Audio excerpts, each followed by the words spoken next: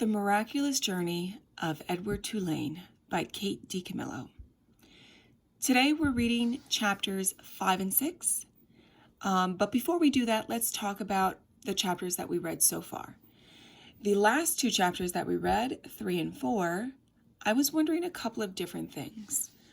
I was wondering first why Pellegrina, Abelene's grandmother, told Abilene such an odd bedtime story of a princess who loved no one and cared for nothing of love, even though there were many people that loved her.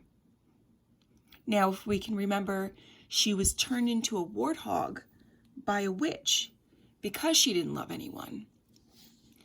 And that was the end of the story. It seemed like a very odd bedtime story to tell a little girl. The other odd thing that I was wondering, right after she told that story, she whispered to Edward, "You disappoint me." It seemed like a very strange thing to do. And finally, I was wondering maybe why Edward doesn't seem to feel the same about Abilene as Abilene feels about Edward. Abilene really, really loves Edward so much. And Edward seems very, at times indifferent, like he doesn't really care either way about her. And at other times he seems kind of annoyed, if she holds him too tightly. He seems very annoyed with that. Let's keep those questions in mind as we're listening to chapters 5 and 6 today.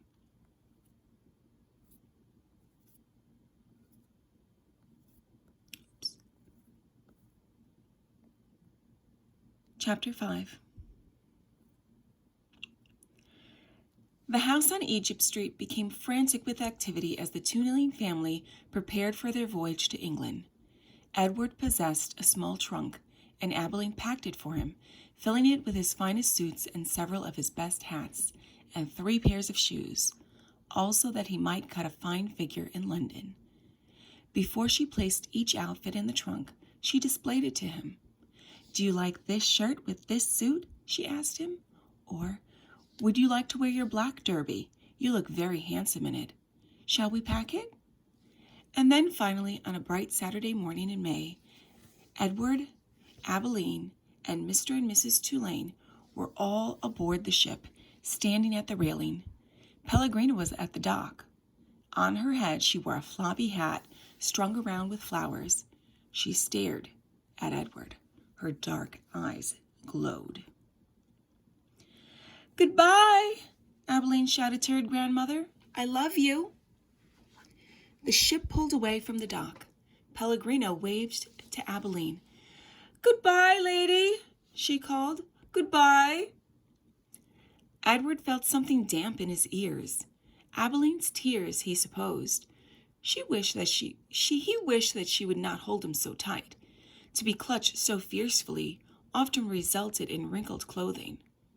Finally, all the people on land, including Pellegrina, disappeared.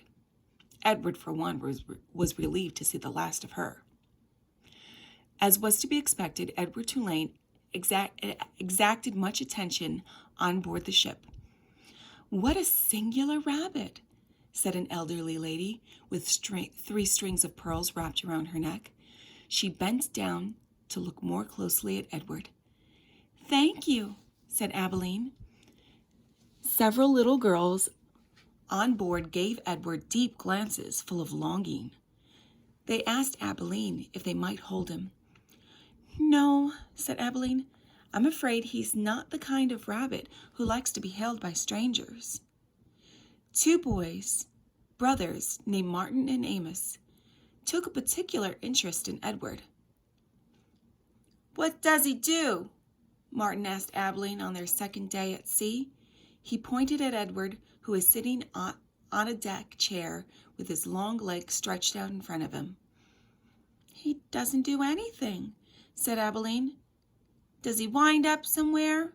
asked Amos. "No," said Abilene. "He does not wind up." "What's the point of him then?"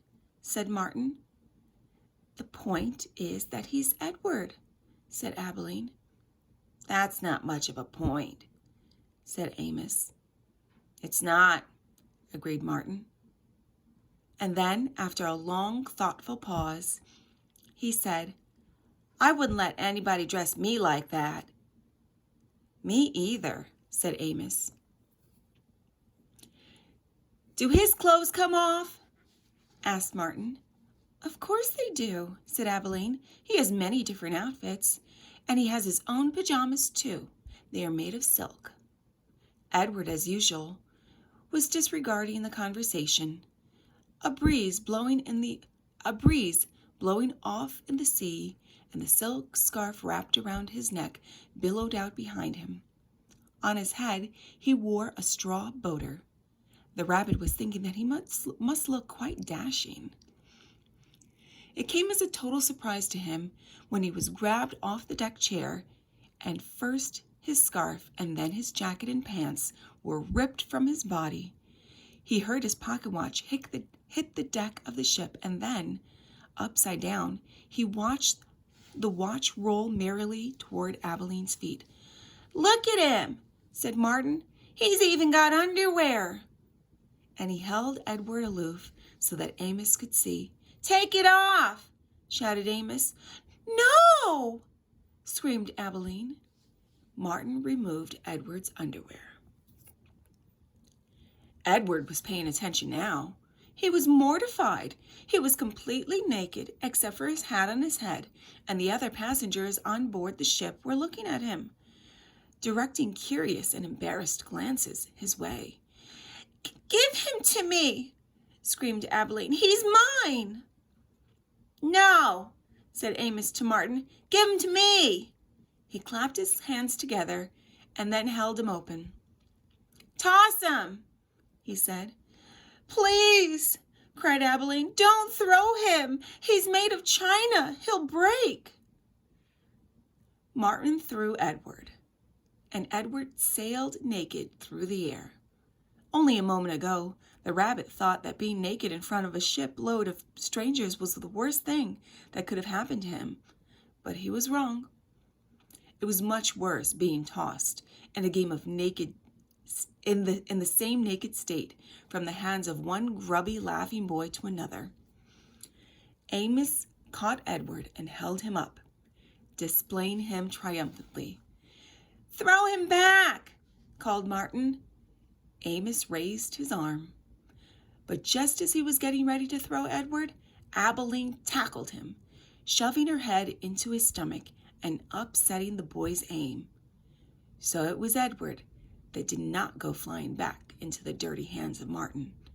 Instead, Edward Tulane went overboard. Oh no. Chapter 6.